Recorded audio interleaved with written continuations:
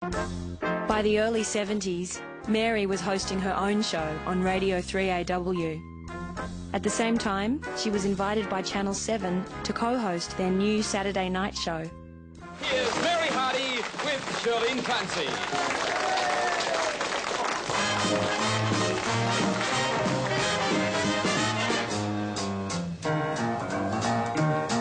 In the cool of the evening. Channel 7 owned the rights to the harness racing, or the trots as it was called in those days, and it ran from, I think, about 8 to 8:30 for a couple of hours, and all it was, the Penthouse Club, was propping up the races. There's 20 minutes between each race, roughly, and all they did was fill in between the races. What are we going to do? OK, we'll do a show. We're going to be starring Maria Venuti. Mother Venuti's coming. Neil Williams.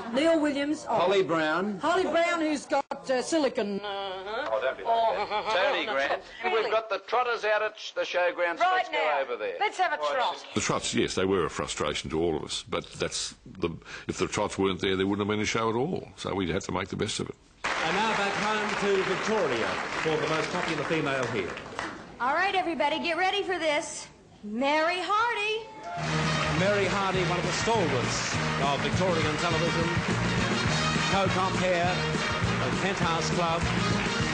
Despite its limitations, Penthouse Club became enormously successful, and Mary won a string of Logies. Mary was the main reason the Penthouse Club was successful for so long. She had the charisma and the public on side to make it work, and she kept making it work. Last of the main group, Blood Diamond and a long gap to Roulette. Well, we came to Melbourne and there was this show that my parents used to like to watch on a Saturday night. My father liked to bet on horses, and so the trots were on, so we'd watch this Penthouse Club thing.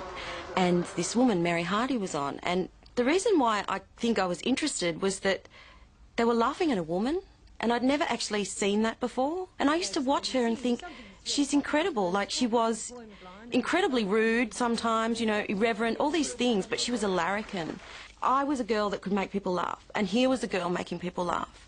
And it was more years later when I started doing comedy that Mary's name would come up, and I felt quite honoured because people would compare me in some ways to her. There's an element to Mary that I relate to, which is that kind of tragic clown thing, you know, that self-sabotaging element, which I work very hard to control, which fortunately I have a great support network, so it's easier for me, and I think that for Mary it wasn't so easy because she was alone. In 1974, Mary became the first woman to say on Australian television. She was suspended by the Broadcast Control Board. All I said was, but I said the magic word. I wouldn't say, oh, golly gosh. I mean, when you burn your hand at home, you know, on the thing, you don't say, heavens above. I just do that. I mean, I could be heard in Perth without the microphones. If anyone was going to say it, Mary would say it. There's no doubt about that. It was an accident. I mean, she really didn't mean to say it, but because she hurt her hand, she just let it fly, you know.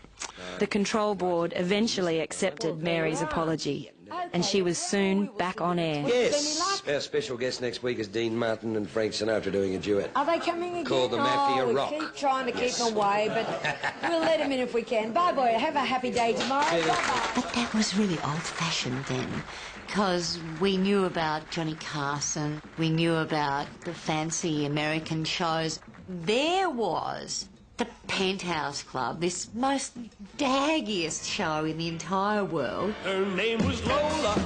She was a showgirl. You know, it was hopelessly out of fashion.